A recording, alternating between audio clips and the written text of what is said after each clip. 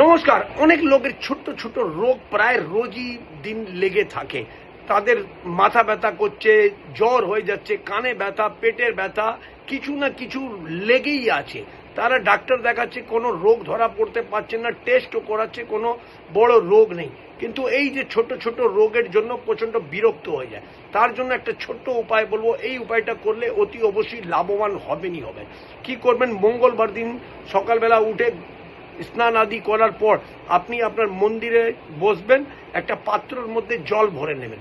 জল ভরার পর তার মধ্যে দুটো তুলসী পাতা দিয়ে আপনি মন্দিরের শিব ঠাকুরের সামনে বা হনুমানজির সামনে ওই পাত্রটা রেখে দেবেন। হনুমান চালিসা একবার বা তিনবার পড়বেন। পড়ার পর ফু ফু ফু তিনবার ফুক মারার পর ওই জলটা আপনি খেয়ে নেবেন।